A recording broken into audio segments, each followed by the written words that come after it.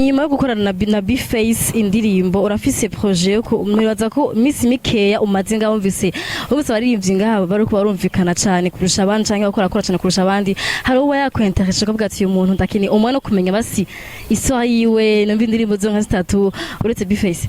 Nta mwanya munini nabonye wo kumva radio inaha kubera yuko naje n'ubundi nje mu rubanza umunsi wejo wose nta n'imodoka twarimo ntitwumvaga radio kuko twari mu gushyingura uyu munsi ntabwo numvise nanone cyane ariko still iyo umuntu ageze hano arabaza ati ninde utwaye ninde urimo gukora cyane numva Farias numva Satbi numva B-Face numva hari undi mutipe waririmbaga muri Peace and Love cyangwa sinzi niba kiri Vishu hari Natasha we nkumpora mureba n'ubundi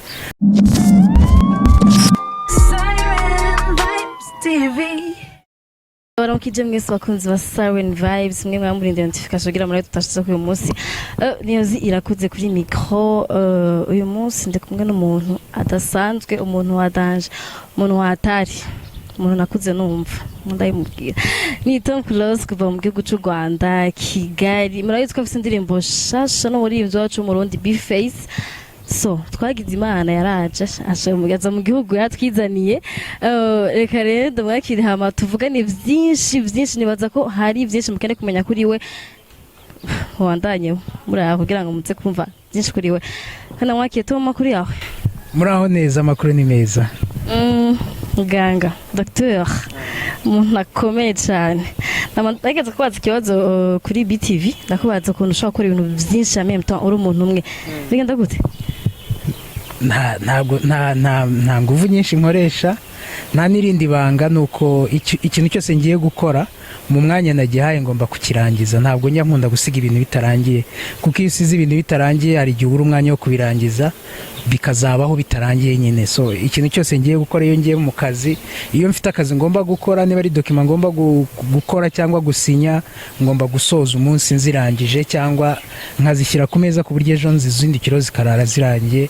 Iyo ngiye muri studio gukora indirimbo ngomba gusohoka muri studio indirimbo yose nyirangije niryo banga nta kintu. Ibenga mwagyumvise. So uri ngaha mu gihugu uri Buja uri mu Burundi uruka mu Burundi gari hari hashize imyaka myinshi hari hashize 5 hafi imyaka 5 ufise umugore umuntu cyangwa utandukanye umuntu kazi 5 kumenga ni nyinshi cyane ni nyinshi ariko amazi arashyuha ntabwo yibagirwa iwabo wambeho sinzi niba mu Kirundi uwo mugano bamo. So uko byagenda kose washyuha wagenza gute iyo uri amazi uba ugomba kuzageza igihe ugakonja. So igihe cyari kigeze konza nubwo hari hashize iminsi. Yes anatubwira antukufise impamvu za kuzanya mu Burundi nize impamvu zibiri nyamukuru za kuzanya mu gihugu cy'u Burundi. Impamvu ya mbere nyamukuru yanzanye ni urupfu rw'umutante wa madamu wanjye uvukana na mama wiwe. So yarapfuye yaguye hanze y'u Burundi baramuzana mu Burundi kumushyingura twamushyinguye ejo. So madamu ntabwo yabashije kuza ariko genda agomba kwaba kuko iyo umuntu abana n'umudamu we baba barabaye umuntu umwe. Famille ya madamu ni famille yanjye. So naje kuhaba ku bwa madamu no ku bwa famille yanjye kugira ngo dushyingure umutante we kandi byagenze neza vraiment nubwo byari bibabaje ariko yashyinguwe neza mu cyubahiro. Famille yose yari hari no ku ruhande rwa madamu yarahagarariwe neza namuhagarariye neza. So byagenze neza nubwo bitari byiza nanone. Hanyuma ikindi nabonye n'umwanya wo gusura abantu gusura inshuti gukora interview nk'ingiyi nagiye no ku maradiyo atandukanye. So byagenze neza vraiment. 5 utaza mu myaka 5 ugishika n'iki kintu cyagutangaje wabonye utari witeze kubona? Ikintu nta kintu kidasanzwe cyanangaje kubera yuko nubwo ntari maherutse amakuru menshi ndayumva kuko nyine nkuko nakubwiye dufite famille tuvugana nabo kenshi duhura na benshi bavuye inaha cyangwa barimo bahaza tukabatuma. So nasaga ahubwo nisanze wagira ngo nari mari nk'ejo hashize ndagera ahantu nyine nkasanga abantu banyishimiye nkaho twari turi kumwe ejo kandi mu by'ukuri abarundi mugira urugwiro uretse ko twakoranye kuri telefone ubu twahuye twabaye abagenzi so ni ibintu byiza ku kintu cya security nibaza ko mwakweze media yarafise concert mu gihugu hamira siba mu makuru twumva sinzi ko aretse gucangayo bariyo avuga ko ashaka ko baramutegwa ko ahata umutekano hari umutekano wose nza gute sinzi niba situation yari iri ku gihe cya media ari hari ubu ngubu igihe nta muntu yigeze anyakura nta muntu nawe uretse wambayije ibyangombwa ku mupaka ndimo kuza nta wundi muntu wigeze umbaza ibintu byinshi nta muntu nabonye ku muhanda afite ibibazo navuga yuko nta kibazo nabonye ndizera yuko ariko biri bukomeze kuko ndacyari mu Burundi gusa nifuza yuko byaguma gutya abanyarwanda bakeneye kuza mu Burundi bakaza baje gusura abavandimwe kuko birantungura cyane nganira n'abantu babiri batatu ngasanga harimo umwe ufite icyo apfana n'umunyarwanda ati wenda nawe ufite icyo mupfana no mu bo turi kumwe hano hafi harimo abafite icyo bapfana n'uwo hari n'abandi twari turi kumwe kare nabo no kuvuga ngo biragoye kugira ngo abantu bameze gutyo hazemo ikibazo cyatuma batabana neza bagakwiriye kubana neza ibindi bikaza nyuma kuko umwanzi dufite n'umwe n'ubukene umwanzi dufite n'umwe ni indwara zitandukanye dukwiriye gufatanyiriza hamwe kurwanya ubundi tugatera imbere nk'abarundi n'abanyarwanda ego Tom Close mu mpamvu zakuzanye hamwe n'impamvu nabaza ko umuba yivuza ko za media twakora ko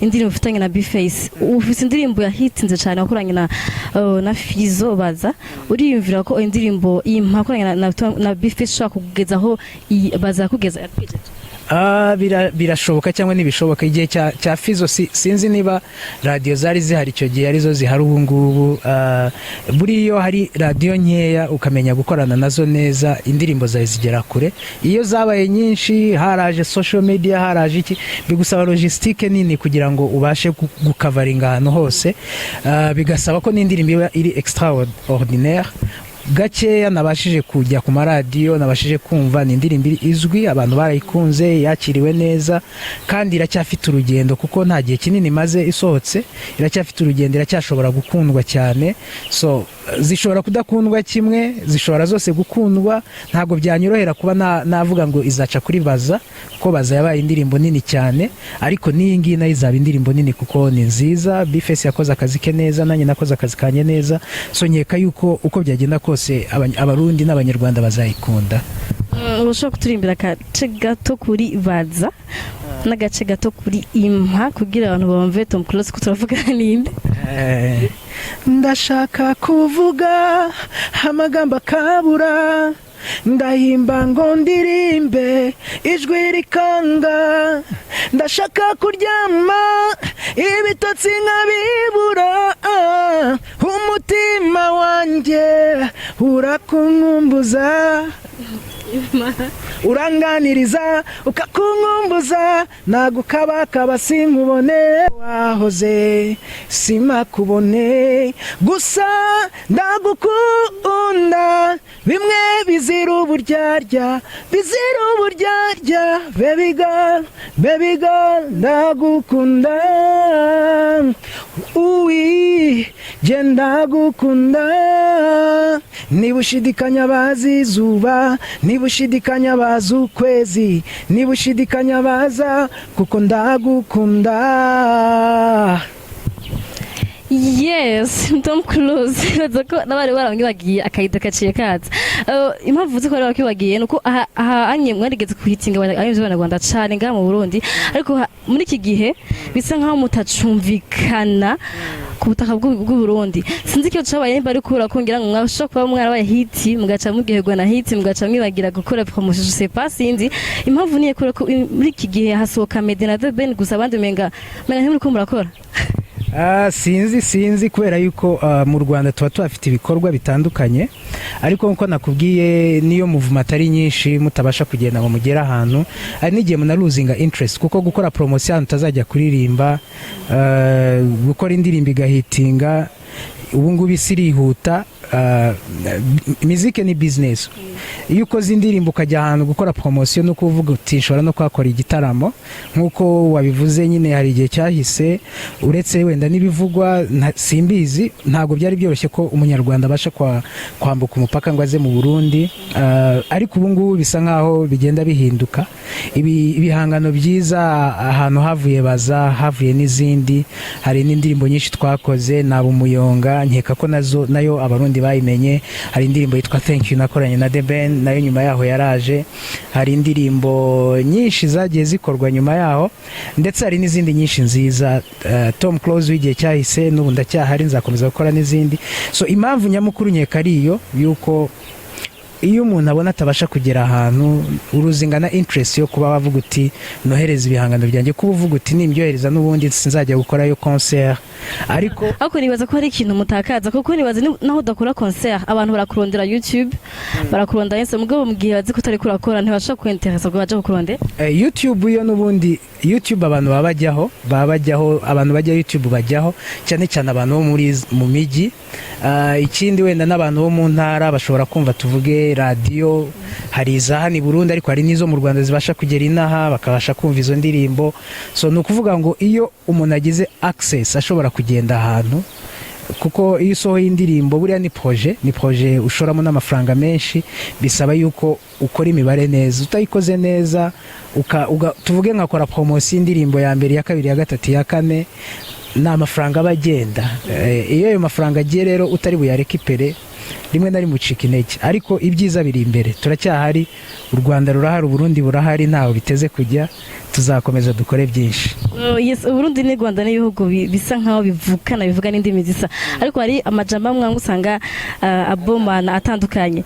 Kuvushika ni ijambo wumvise borera bucanze? Nta na rimwe. Madamu ni Umurundi, amagambo menshi ngenda numva yavuga, ni Umunyarwanda ariko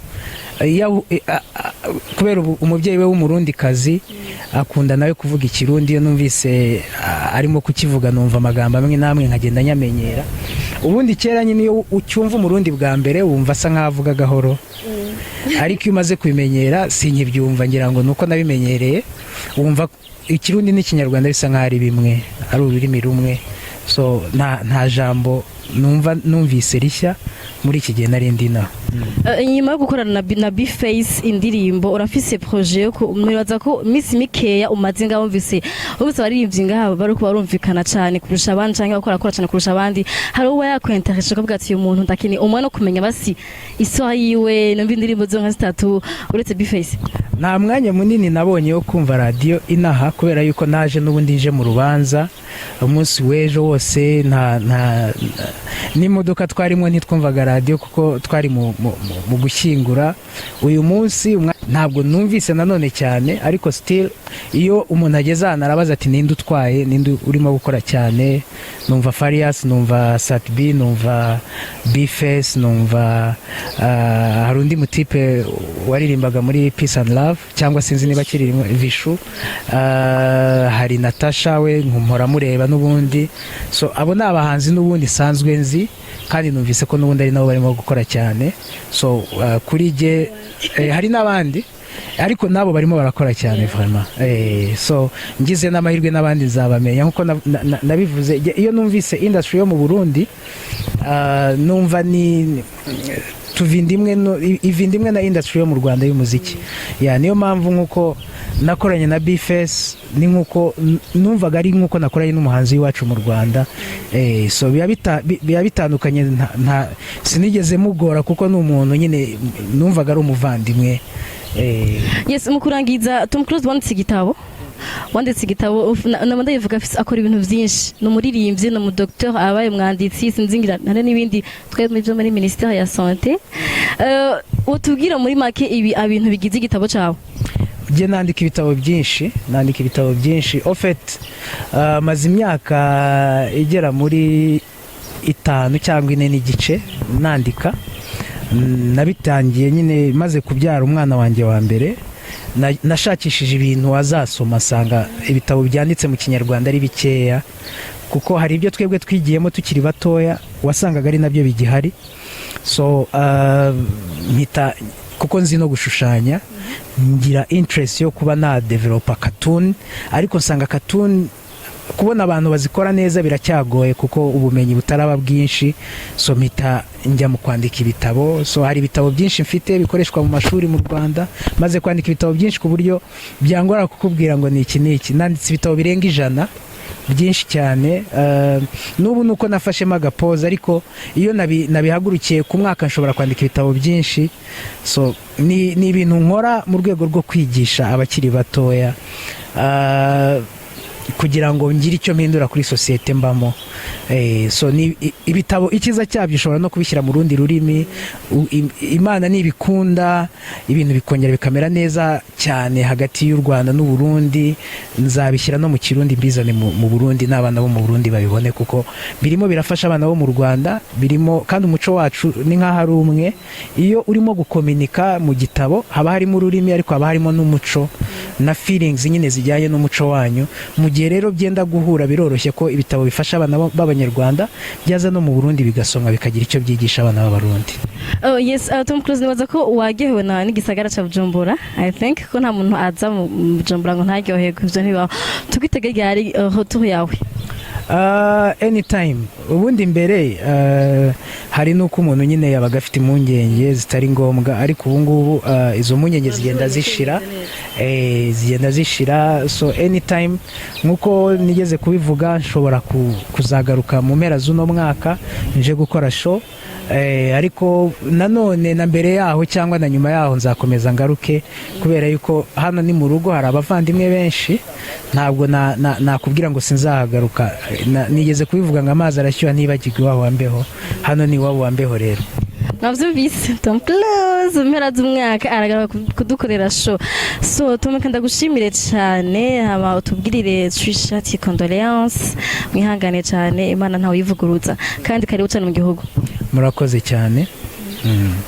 Thank you so much kwa kurikirana ikiganiro kuva kuno gushika ku mpera yacu. Yari Ozi hamwe na Tom Close. Ciao ciao, kora subscribe na mutarayikora, dusigiye na comment ukuntu iganiro kimeze. Ciao ciao, je vous aime.